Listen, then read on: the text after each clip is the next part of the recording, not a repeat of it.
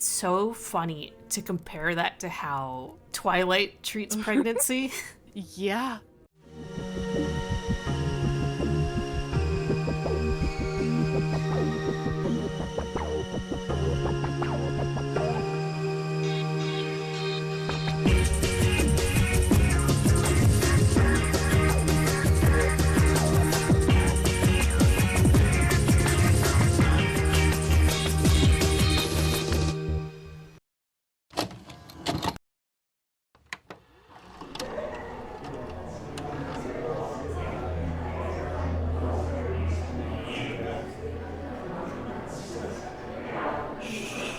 We're gonna have Jackie on now, and she's gonna talk to us about the Hunger Games.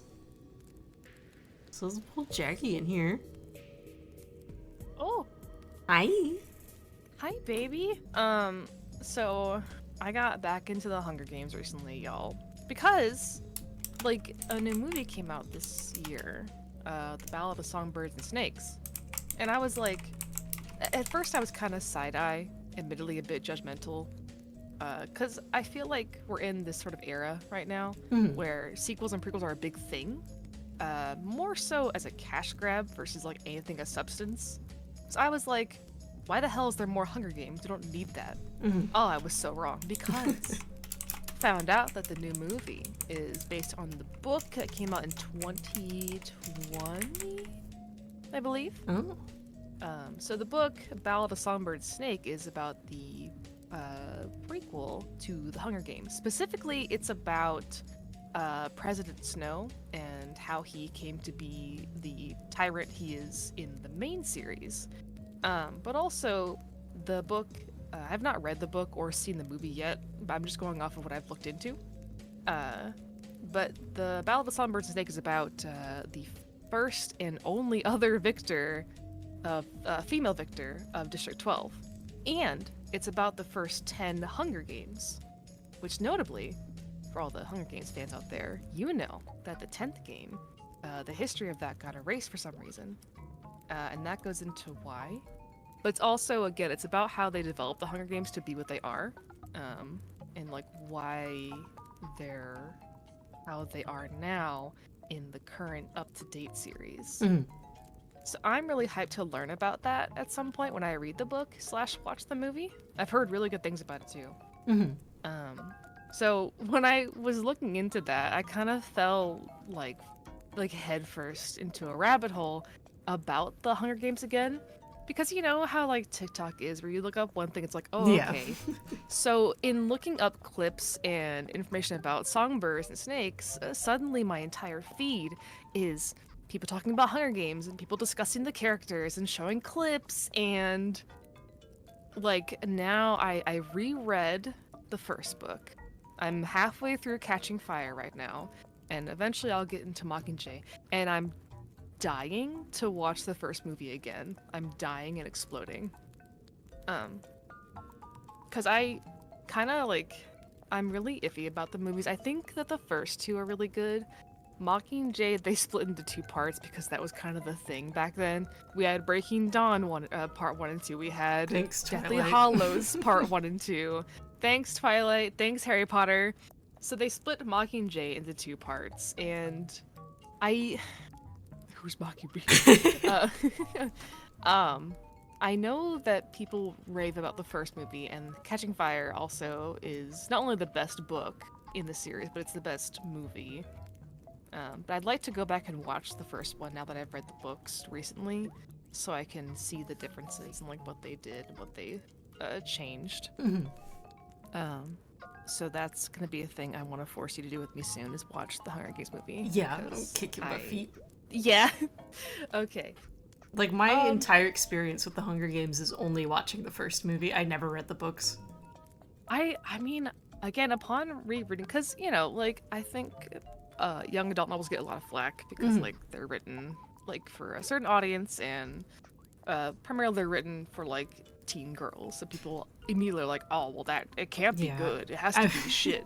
The Hunger Games is so smart and it's really well written. It's a very good series. Yeah, I'm 30 reading it right now. I really regret dismissing it in high school, because, like, that was right after I finished reading all the Twilight books. Mm-hmm. And I was like, I'm done with YA novels. Like, that Yeah. shit's for babies. So I just completely dismissed the Hunger Games. Well, that's the thing too. It's like, again, I was a little bit, I'm very into like, there's no such thing as being cringe. Like, embrace your interests. But like, there was a bit of me that was like, getting back into this series when I'm like 30 years old feels kind of weird. But it's really that good. Like, it's a very good book because like I think Katniss is a really well written character in this sea of really badly written young adult novels and really bad protagonists who the female protagonists in these books tend to either get they're written really badly or they get sort of overshadowed by the male characters. But in Hunger Games, I think one of the shining things about it is Katniss, one, is a very good character. She's very smart, she's really funny, and a lot of the stronger or important people in the books are not only women, but like older women too, which is really cool. We have Effie Trinket, who's District 12 is like the one who picks the Hunger Games contestants. We have Prim, who's like Katniss's little sister. Even Katniss. Okay, so Katniss's mom. We have to talk about her mom because I think it's really cool how they tackle this character. So, the one thing about Katniss is she's like 14 in the books and movies. I could be wrong. She's a teenager is the important thing. And it's really stressed, even in the movies, I think. I'll have to find out when I watch it again, that she had to step up and become the mom to her sister Prim. Because Katniss's father died in a coal mining incident because District 12 is the coal miners. So their father died, and the trauma and grief of that, her mom, like, checked out completely. Like, total shutdown.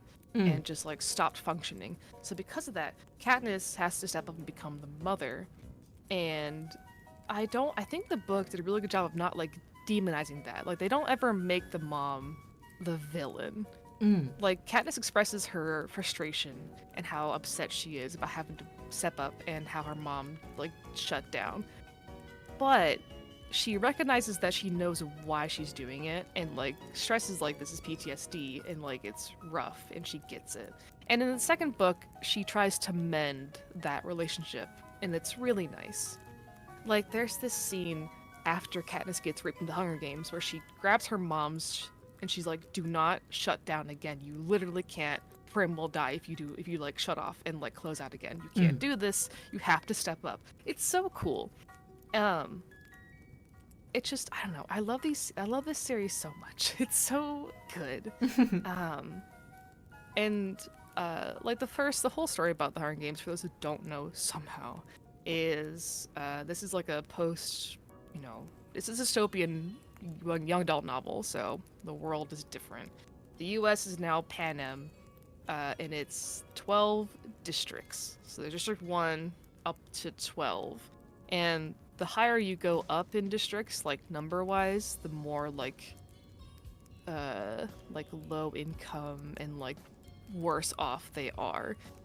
District 12 is like the coal mining district, and it's really just run down, and everyone has to like scrape by and like sell to like a black market to get by kind of deal. So we have Katniss, who she sneaks out of her district to go hunting, which is like totally against the law. Like she could get killed or avoxed by for doing it, but she does it because there is this system in place in Panem called Tesserae, where it's so smart. Because Tesserae, you exchange for food. You put your name into the reaping more. So the more times you put your name in, they'll give you food for doing that.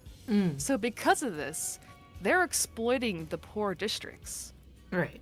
And they're losing their chance to win because they're these children who take Tesserae to get food. And their names are being put into this ball to be reaped more and more. So the chances of a child who has like barely had food, who's malnourished and weak getting put into the games is so much higher. and people like Katniss who can hunt and like survive. It's messed up. It's really messed up. Like they're exploiting District 11, 12 especially because Tesserae like if they don't take Tesserae, they're not gonna eat. They won't eat. So Katniss like refused to make Prim, her daughter or sister, take Tesserae. And because of this, she goes out and hunts with Gale, her friend who I hate. And of course, the whole thing is like, I volunteer as tribute because the book opens with Prim. She's 12 years old because it's 12 to 18-year-olds get put in the Hunger Games. And the older you are, the more your name gets put in. So Katniss is like, oh, you won't get picked. You're 12. It's your first time. There's no way you're going to get picked for it. I promise. And then they go to the reaping, and guess who gets picked? It's Prim. So Katniss freaks out, and she's like, I volunteer as tribute, and there's never been a District 12 volunteer. Volunteers have happened before. In fact, there are these people called careers in District 1 and 2, and there are children who, when they become 12, literally are trained, or before they're 12, they're trained their whole life to be volunteer to play in the games. But they are raised to volunteer and go to those games and win for their district. It's really messed up. So it's not like a crazy thing to volunteer. It's crazy for District 12, who has like only had 2 victors before ever. She volunteers a tribute and gets taken to the games, and then Peeta Mellark gets reaped. And he's like the love interest also in the books, in the movies. And he's like strong because he's a baker, so he's strong by like having to like lift up flour and do baker stuff, and he's very skilled. So that's how it all starts. Like the whole thing of like Katniss even being in the games because she's trying to protect her sister. Like that's the whole thing is because of Prim. And it's really good because that carries so much weight through the entire series. I really like it. There's so much to talk about this fucking series. Like we can talk briefly about how it's just so horrible and like it's grossly poetic how Suzanne Collins makes this series about the sensationalizing of like these children dying. Right. And then the movies come out and it's like, ooh, who's she gonna pick? Right. Peeta or Gale? Or there's like the remix of the Hanging Tree song. There's like edits and it's so gross. It's just like life imitating art. It literally is. Just zero self-awareness. Zero self-awareness. 12 had 2 victors. 12 had Lucy Gray from the 10th games, but that was erased from history. And Haymitch was the male victor. Haymitch, I love him. He's like one of my favorite tropes. I don't even care if it's overused, where he's like, oh, the grumpy, like mean guy with the sad backstory. I don't care. I eat it up every time. Yeah, listen, it's delicious. I'm fine with like cliche tropes as long as it's done in a fun way. Yeah, because we meet Haymitch, and I don't know if the movies show this bit. Babe, can we watch Hunger Games like soon? Yes. I'm kind of exploding. Okay, cool. We can watch it tonight if you want. I would love to. But the first time we see Haymitch is he stumbles onto the stage before the reaping even ends and falls off of it because he's so drunk. So Haymitch, he's an alcoholic. He drinks and drinks and drinks because... and he's like super grumpy. He's really mean to Katniss because he's like, you're not gonna get any sponsors because you're so mean and unapproachable. Like, because Katniss is kind of like, ooh, I'm not like other girls, but it's not in a bad way. I think they handle it very well because she has to be an adult at 16, and she comes from a place where you have to hunt to survive. Like, she doesn't like dresses, whatever. But she is very much not a very like TV kind character, and Haymitch is like, you have to be better or you're not gonna get any sponsorships, okay? And Peeta is like a natural. He's very like, even on stage during the fucking interviews, iconic scene with the interviews, obsessed. In the movies, the interviews are so much fun. But you know, Haymitch is really mean because this dude has been a victor, and when you become a victor in the Hunger Games, you like get, allegedly, you're supposed to get like riches. You're rich forever. You get your own like fancy victor houses, blah, blah, blah. But Haymitch, this is like mild spoilers, but Haymitch exploited the games to win when he played in them. The way he won, he spent most of his games hiding and not fighting. Mm-hmm. And of course, if you do that, they're like, hey, you can't do that, kill this man. So they pushed him like into the arena. And what he did was, the last victor had an axe. I think this is what happened, I could be wrong. But she has an axe, right? And she throws the axe. He ducks, it hits the fucking barrier, bounces back and hits her in the head and she dies. Like, he uses the capital arena to his advantage. And they hate that. So he gets put alone in these houses by himself. And he's like also a teenager. So after this, not only is he forced to fight in the games again later in the Quarter Quell, but he has to like go through and be like the trainer for these kids for years and just watch these kids die over and over and over. So of course he drinks. Like, what else would you do? But he's really nice in the end. Like, when Katniss begins to act up and be a little bit rowdy, he's like, oh my god, queen. Slay. Because Katniss does approach the entire games just starting shit all the time. Mm-hmm. Like, the iconic scene in the movies, I think it's also in the books, I'm pretty sure, where she's doing her showcase for the capital people, where you, like, train to, like, get your score for the games. She's shooting with a bow. And the thing about it is the bows they use in the capital are like metal, and she uses like wooden bows. So the weight of the bows is too heavy, so she misses her first shot. They're like, haha, this girl sucks. And she gets really offended, so she shoots the pig they're eating in like the mouth. And it's really cool, but Effie's like, how dare you? That's so rude. And Haymitch is like, yeah, that was awesome. Like, it's really fun. And then there's the scene where she has to go to the interviews, and she's wearing a dress, and she has to like twirl around in the dress and like giggle and like play it up, and she hates it. She's like dreading it. She's like, I don't giggle, I don't twirl, but she does it for the show of it all. It's just really interesting. And I've come around a bit to the romance in these books because I don't know, it's really funny in a way that Katniss does not realize she's crushing on Peter the whole time. She doesn't get it. And it's really cute because she talks to him. The way she talks about Peeta is like she's so in love with him but doesn't realize it yet. Like, she's always like, oh man, Peeta's so like naturally charismatic and cool. Everyone likes him, but not me. It's like, girl. Like in Catching Fire. Oh my god. Let me take a sip of my drink. Hold on. Okay, so in Catching Fire, they have to go into the games again for the Quarter Quell, which is a, like, I think it's a quarterly, hence the name. Duh. Every 25 years, I think, they take the past victors and make them fight again in the games. It's messed up. So Katniss and Peeta are in the games again, and it's... I could be wrong again. I haven't gotten to the part of the book yet. It's been a bit. But I'm pretty sure that the twist in the Quarter Quell is that everyone's told to keep Katniss alive, which is kind of fucked up. Everyone else there, like, they know that their job is to keep Katniss alive.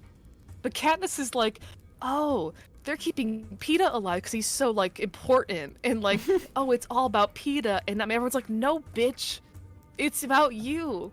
But she's convinced that everyone's keeping Peeta alive because, like, he's the most important one. He deserves to live. But the reason they do it is because they know if Peeta dies, she would go, like, fucking nuclear and kill everyone but herself.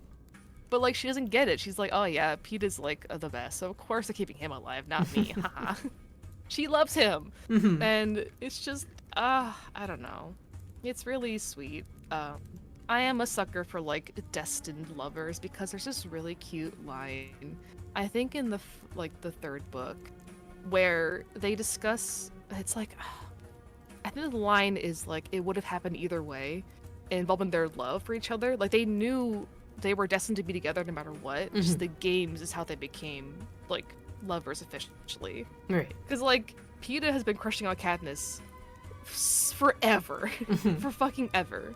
The iconic line where he's like, because she came here with me, because he admits to the Capitol, like, he's in love with Katniss. So he admits this during the interviews, and Haymitch is like, ooh, we can sell that, star-crossed lovers. They're kind of forced to be a couple. Right. Which, again, that's also a really good trope I eat up, where it's like, we have to pretend to be in love. Ew. But they are in love.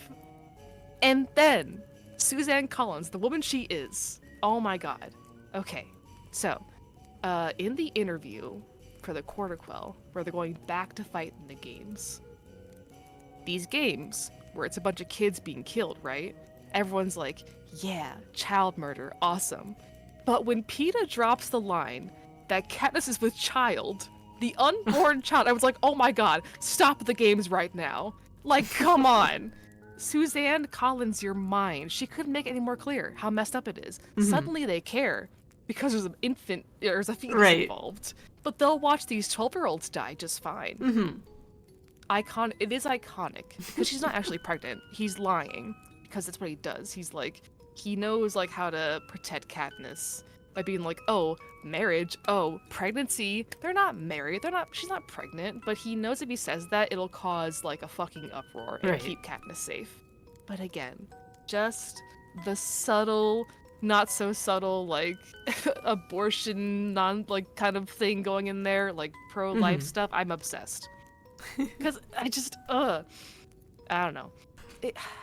I think the first movie does a good job in casting the victors to look like little babies.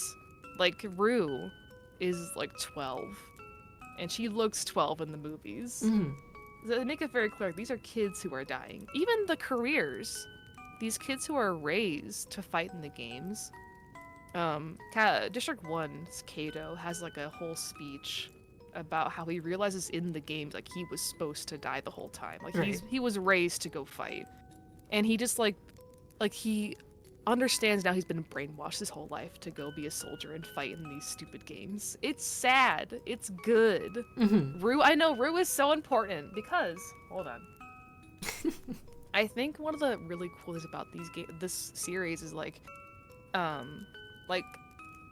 the writing tells you like the most important thing you can do is show humanity, because there are all these moments where they are just, despite it all, they're being kind to each other. The way that Katniss, when Rue dies, she buries her body in flowers to show the capital, like, she won't just die in this like grassy field all covered in blood. She like folds her hands and puts a flower in her hands and closes her eyes and sings to her. Ah, it's so good. Or when Katniss gets reaped, she gets to go talk to her family before like she gets taken to the capital. But Peeta's dad stops by to talk to her, and he gives her like cookies. And he's like, I'm gonna make sure that like your family gets fed no matter what. It's so sweet. Because again, they're in District 12, the really, really poor can barely afford their own food district. So he like takes time to be kind to her. And in the first games, like after Katniss like gives Rue a proper burial, Rue's from District 11, and the other guy is Thresh from 11. And in one of the final fight scenes, Thresh kills Clove because he heard her talk about how she killed Rue, and she's like laughing about it, so he like kills her. He spares Katniss, who Katniss is like, no, I buried her. Like I was like, she like begs him and like tells him like I took care of Rue, and he's like, you know what? He spares her, even though that like certifies his death by sparing. He could have killed Katniss right there, and he would have like gotten the upper hand to win. But he shows kindness in the middle of these games because she in turn showed Rue respect and kindness, so he walks away.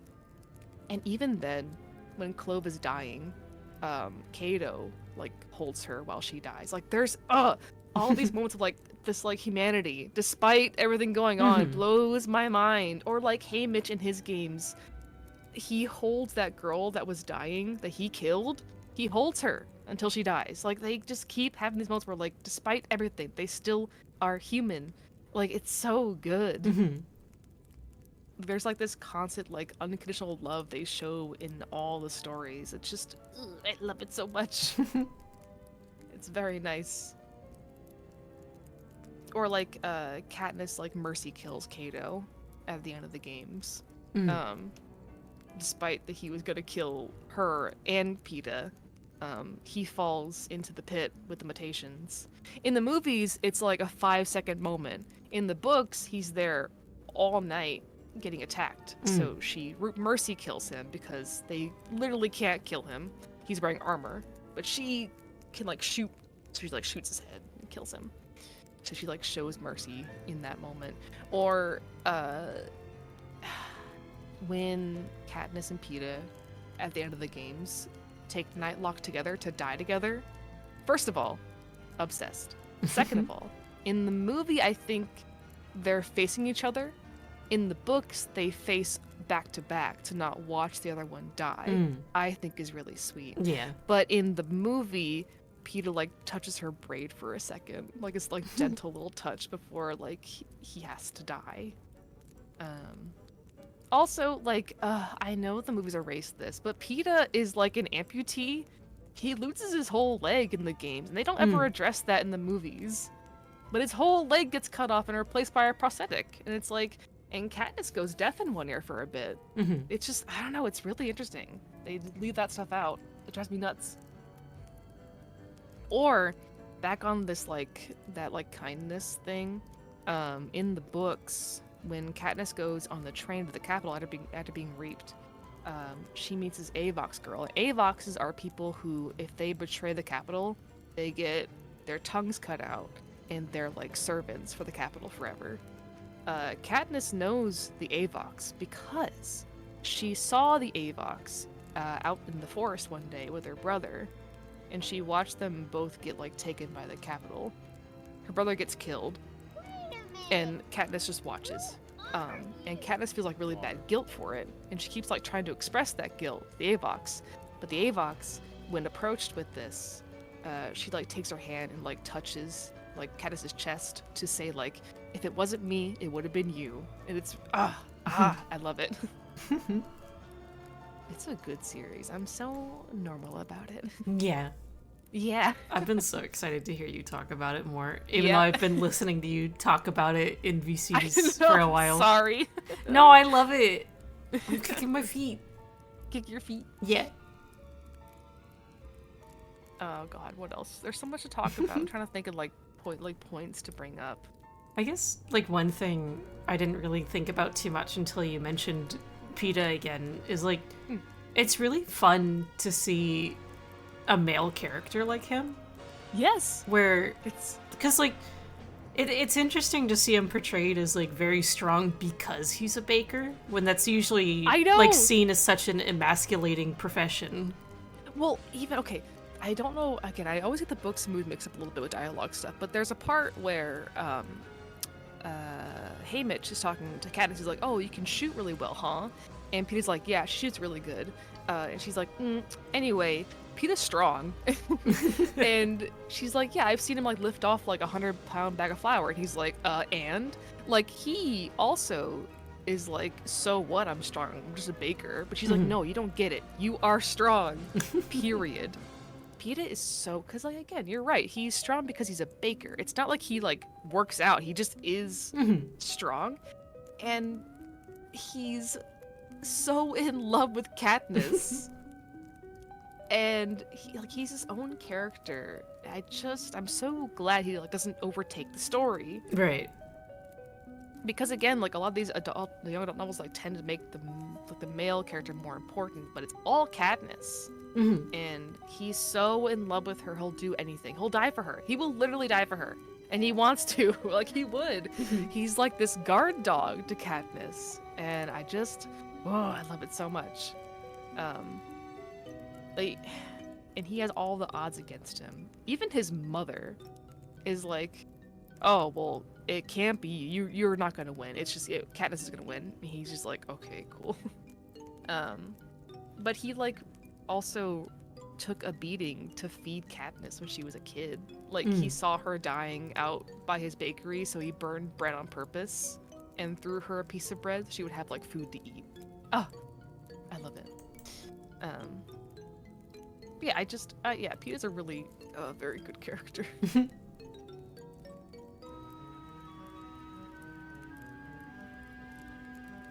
trying to think of what else. Do you want to talk about the mutations?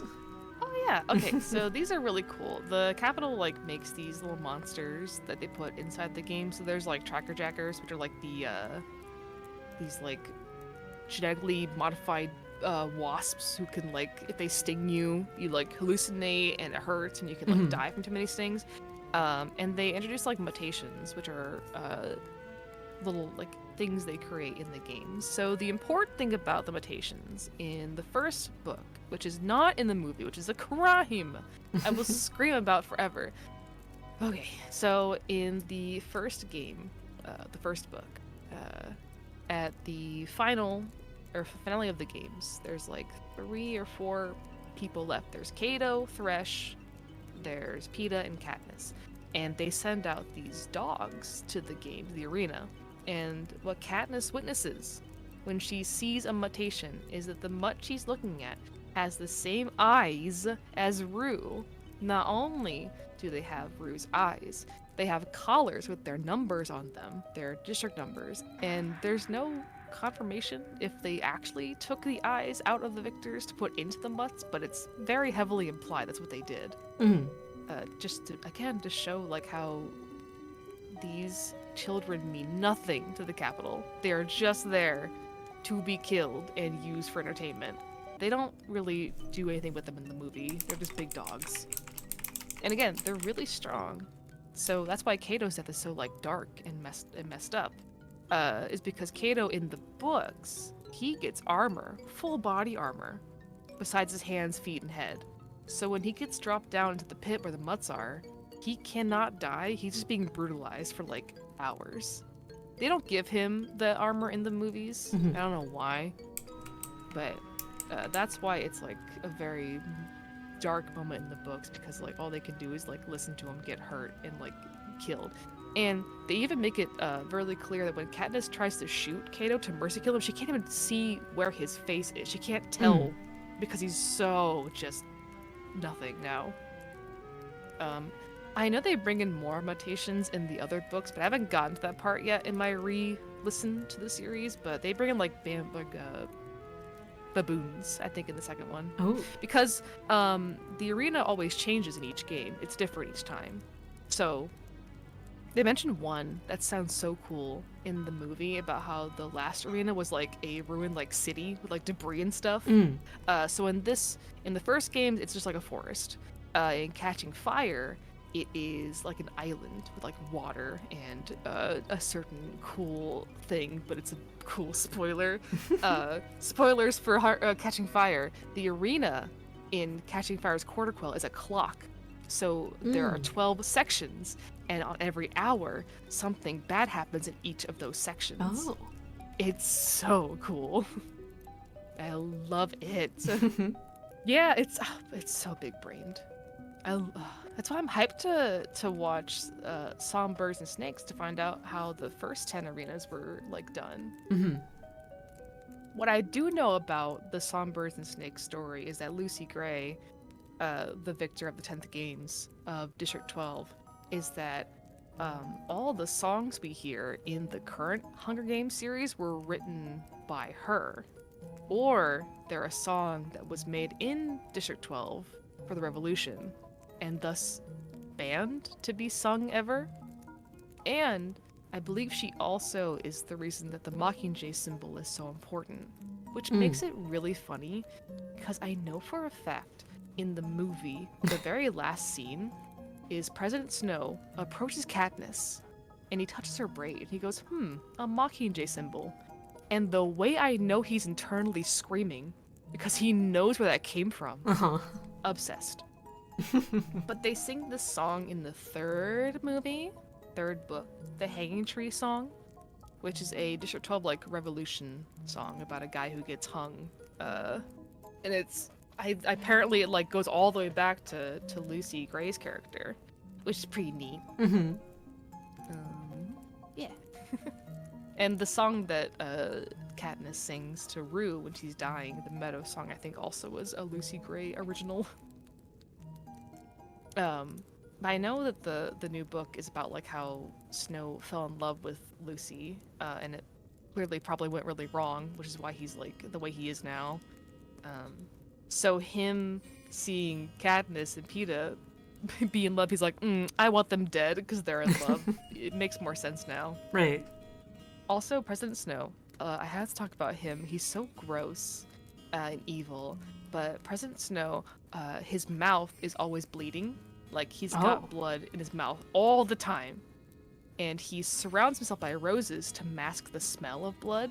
The reason he is doing that is because he, like, poisoned a bunch of his, like...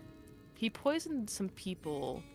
I forget the story about why he did it, but he had to do it to, like, win something. And he also poisoned himself to not be, like, suspicious. So the poison, like, makes these, like, sores in his mouth that he always has forever. So it's kind of gross. Yeah, that's why he's, like, always bleeding. Because he's got, like, these sores from, like, poisoning some people back in the day. I think the casting for the movie is really good. I don't really like Jennifer Lawrence, but she is very good as Katniss. Right.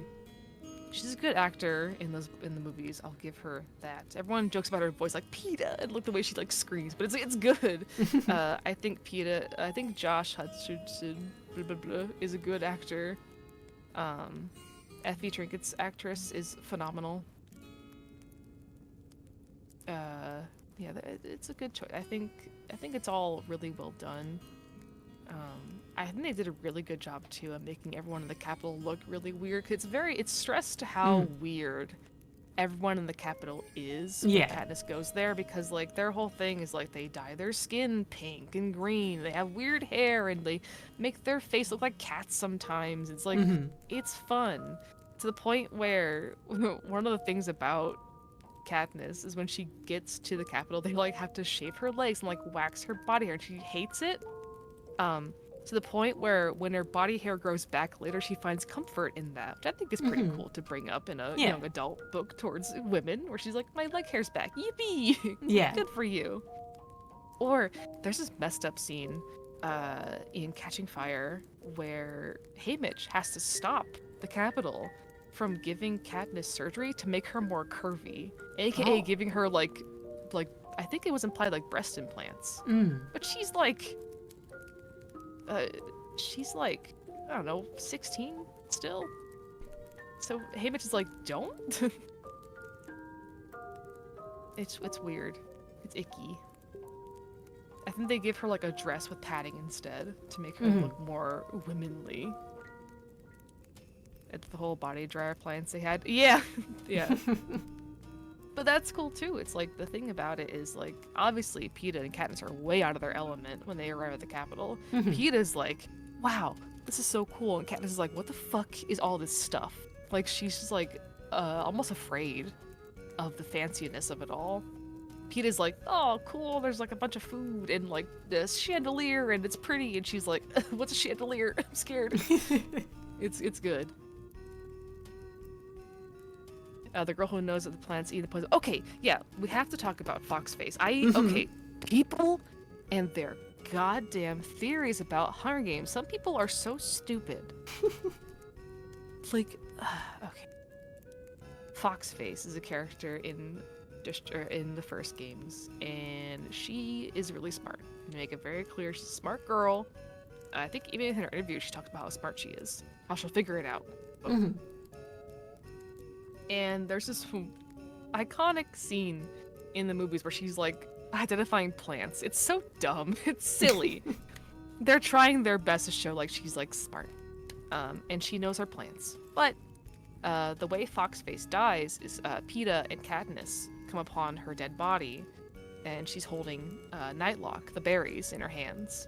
So people are like, she knows plants. Why did she take those? Why did she die? She killed herself, clearly. The theory is she did it on purpose, which makes no sense. She literally is like one of the last few alive victors, so why now would she choose to give up?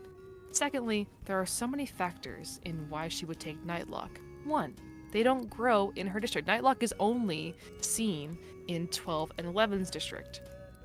Secondly, she was probably malnourished. Really hungry. You don't think straight when you're like going through such intense exposure to the elements. And like, I don't know, I just think that people making this theory that she would do it on purpose makes no sense when they build her up to be a very smart, intelligent woman the whole time. Yeah. The other theory I really hate to see is people are like, ooh, they like Primrose's name was the only name in the bowl. She had to get rid because they wanted Katniss to be in the games the whole time. It's like, first of all, no one knows who Katniss is before the games. Second of all, the point of Prim getting picked is to show how unfair the system is. Mm-hmm. They build up the entire thing to the reaping about how she won't get picked. It's only in there once. And they even talk, or like in the movies, I think, and maybe the books too, about how Prim is 12 years old. She cries at everything. She's a little baby. She's not very strong. So if she did get picked, she would die. So that's why it's so bone-chilling how she gets picked out of all the other kids in District 12. That's the point. Like, you can't make it anything else besides that. That would ruin the point of how unfair and unjust these games are. Yeah. Drives me up a fucking wall. It's so funny. I think my first exposure to Hunger Games really was actually Face Off. Because I'm pretty sure they had a Hunger Games challenge on that show one season. Yeah. It's also how I got exposed to Dishonored, weirdly enough. Oh. One thing I really enjoy, I think, also, is like how these books handle trauma and PTSD. Like, it's a very constant theme throughout the entire series. Especially to the point where Katniss and Peeta's PTSD and trauma is so intense that Katniss is constantly trying to grapple with like what's real and what's her like delusions or trauma or whatever. So they do this thing where they go real or not real, and the other will go real or not real to help them ground themselves. So she'd be like, real or not real? And he'd be like, this is real, this is happening right now. And it's so good because there's one iconic, again, scene where Katniss goes, I love you, or like, they ask each other, like, is our love real or not real? And they respond, real. And it's like, oh, because of course, if they're going through all of this where they have to pretend and make things up forever, like, of course you would question what's really there and what's not. So they had to like remind us, like, no, this is real love. We had to like fake a lot of it for the show, but it's real. It's like, I cry.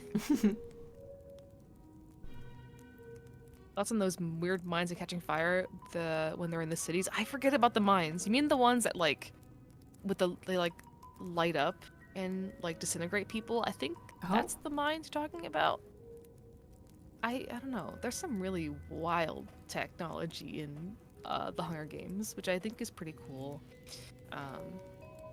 There's like a lot of it, like advanced medicine and advanced like stuff, like, which is again, it had been so cool they like kept the prosthetic thing going, because Katniss does get her hearing fixed at some point because of their technology, and then Peeta gets like a really cool like prosthetic leg because of it. It's like, I wish we could have seen more of that. They basically ran traps they repurposed from the games, traps he's doing. I forget. I forget about that. Like, and I'm going through Catching Fire again right now, so I'm still like remembering all that stuff. I found the Face Off episode. Like, their challenge was to combine a flora and an animal to create like a super predator mutation. Oh. So I guess I'd be referencing like the mutations. Yeah, probably.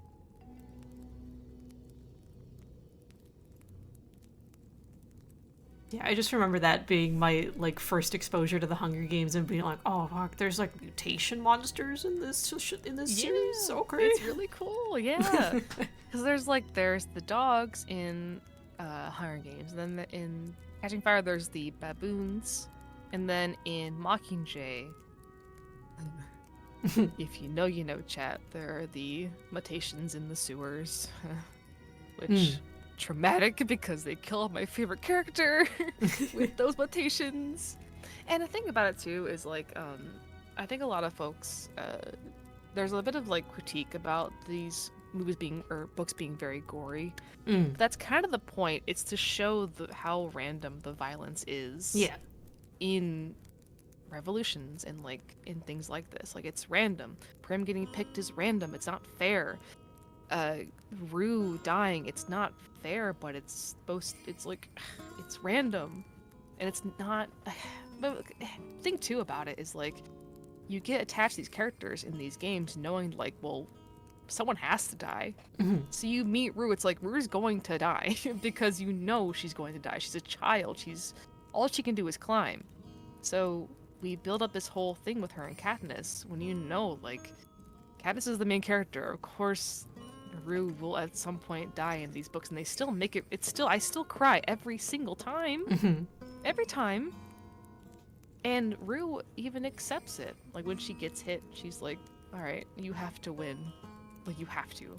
And she accepts, like, I'm not gonna get out of this. Sing to me, and, like, it's so good. I'm gonna bring up this. That's what I'm saying. We don't talk about the sewer mutations, because that's where my favorite character gets decapitated, and it's so sad. That's my. It's good.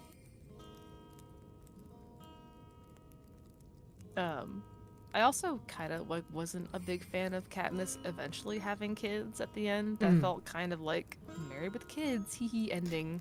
Yeah. I get it though. Like I guess it shows like healing in a way. But the reason that Katniss never wanted kids because she didn't want to have kids to watch them potentially get reaped into the games, which is very valid. Like if you live in a society where your kids when they turn 12 could be until they're 18 could be reaped and killed. Like, why would you ever want kids at that point? Why would you? So it makes sense.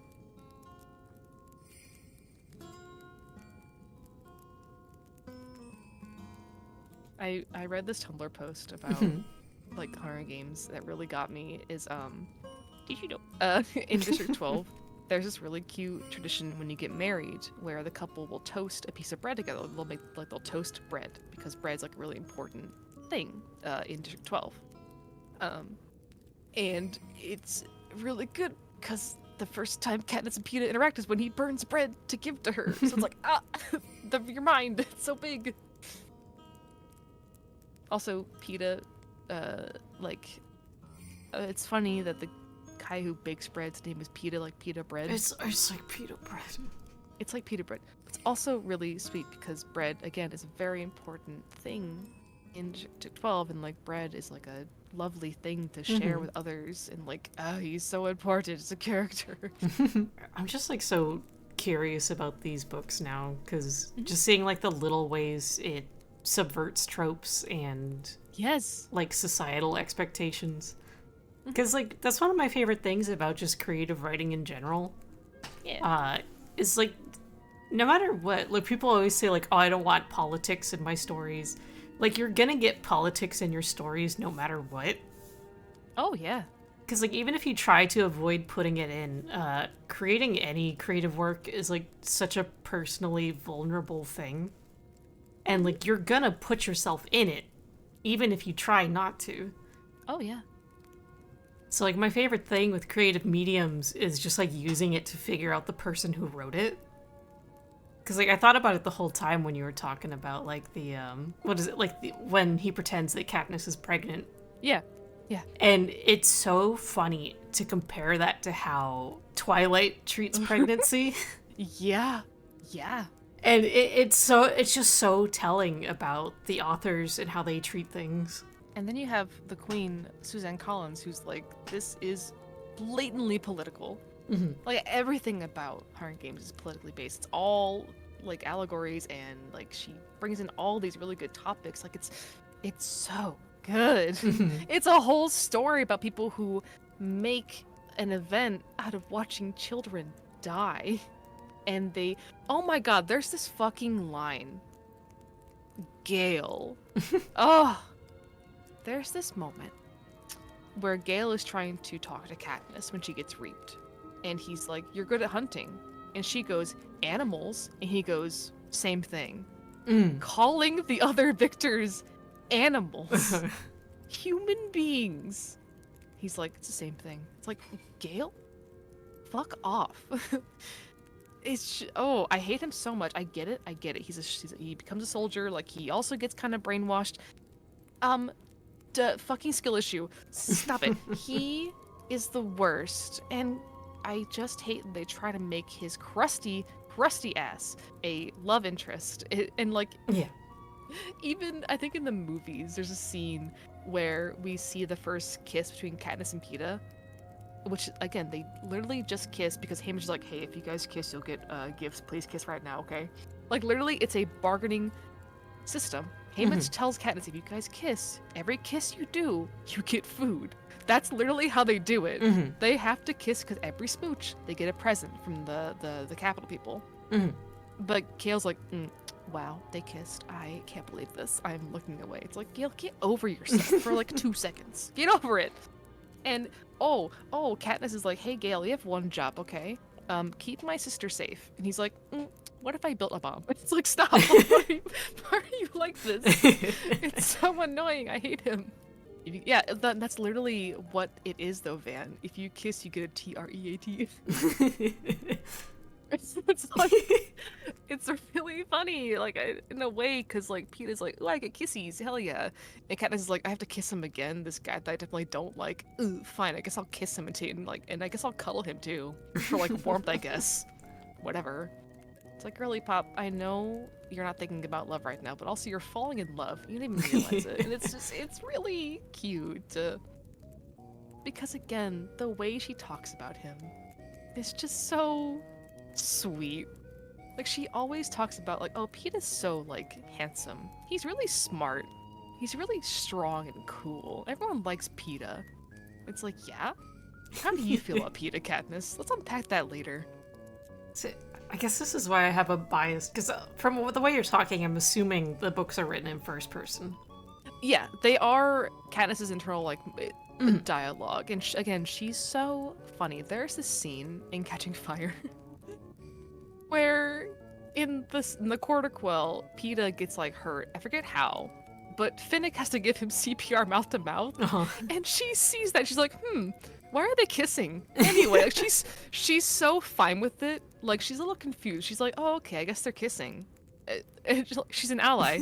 But it's really funny because, like, she's so, without even trying, she's so funny. But yeah, the books are written in first person, and I think they do it really well. Yeah, he hits the okay, that's right. I thought it was a force field thing. He hits the force field and gets like hurt. So Finnick's like mouth to mouth, and Finnick is like handsome boy. I love him. So when they're like doing the mouth to mouth, she's like, wow, they must be very good friends. That's okay. Gay rights. It's like, okay, good for you. Awesome. But you were saying I got on a tangent. But yeah, it's first person books. Yeah, that just kind of solidifies the fact that I do have a bias towards first person, because you do get this insight from the protagonist that you don't get in third person. Yeah. Because that's like, not to sidetrack too much, but like that's one of the reasons I love the Sherlock Holmes books so much. Yeah. It's like not a lot of people know this, but like the books are written first person from John Watson's perspective. And he, like, in the world of Sherlock Holmes, he publishes these as books. Like, they're just his diaries that he publishes as books to, like, show off how cool and amazing Sherlock is. And that's why I always say that Sherlock and Watson are gay. Because, like, you get these first-person perspectives from John, and he's just, like, constantly gushing about how cool and amazing Sherlock is. And whenever Sherlock talks to Watson, he just, like, talks about how cool and amazing Watson is. And it's just, like, such a cool, like personal... For real. That's what I'm saying, is we're just Sherlock and Watson, like, literally. But that's why I like first-person stories, is, like, you get this very, like, personal perspective, where third-person books, like, they're good. I'm not saying you shouldn't write in third person. But, like, third person, you get, like, this much more distant perspective. And with first person, not only do you get this very personal perspective, but you also get like an imperfect perspective. Yeah. Like they call it unreliable narrators. Yeah. And it's always really fun to just get a story from this person's point of view, because like not only are you seeing like how they view a situation and stuff, but you get their biases with it as well. Yep. Again, that's why it's really cool, because like a lot of things that happen to Peeta, or either like she can't grasp like people are trying to fight for her or care about her. It's always like, oh well, it's Peeta, that's why. It's like, no, it's literally you. And everyone else knows that Katniss loves PETA, but she doesn't know it yet. So they're like, we have to protect PETA or else Katniss will explode and go on the news. So we have to keep him alive or she's going to go insane. It's like, it's really great. And I don't know, I really like this series. I was really hesitant getting back into it. I thought, what if it was just like my high school book reading bias, where I was the age range the book was meant for. Like, what if it doesn't hold up? And it does hold up. Mm-hmm. And now I'm holding your hands, and we're gonna watch them tonight. Okay. The first one, at least. And I'm gonna probably ramble way more while watching it with you. I would love that. Okay. But yeah, it holds up. You can find the audiobooks on YouTube, literally out in the goddamn open. Someone risked their life to put those on YouTube, and I'm really grateful. Yeah, I was just thinking it'd be fun to try and get into the audiobooks. Yeah, the audiobook, especially the ones on YouTube, because there's a few versions of the audiobooks that I think aren't as great narration-wise, but the one on YouTube is really well done. The character... they do that kind of thing I hate, though. Tea a little bit. Where when they're reading a male voice, they, do a male voice, where it's like, I'm... she'll be like, Katniss says this, and then PETA does this. Like, you don't have to do that when reading a male voice, but it's still really enjoyable. But yeah, if you want to get into the books for free, YouTube has them. Someone put them on there illegally, and you can just watch or listen. It's great. They even have the new book too. Anyway, that was me talking about Hunger Games. I love you, and I'm kissing you. I love you. I'm kissing you. That just reminded me, I have this audiobook on my iPod that's Christopher Lee reading Dracula. Because, oh my god, guys, if you haven't read the original Bram Stoker's Dracula, you should. Because it's such a good horror novel. Yeah. But it's really funny because Christopher Lee will also do character voices for all the female characters. And it's kind of funny, because, Christopher Lee is obviously a very good actor, but it's still funny trying to hear him do a woman's voice. Mm-hmm. But that's also how I found out that there's a cowboy in Dracula. Ooh. There's literally a character in Dracula who's from America, and he's a very typical, cowboy stereotype. And it's so fun to hear Christopher Lee do a cowboy voice. Mm-hmm. That's very good.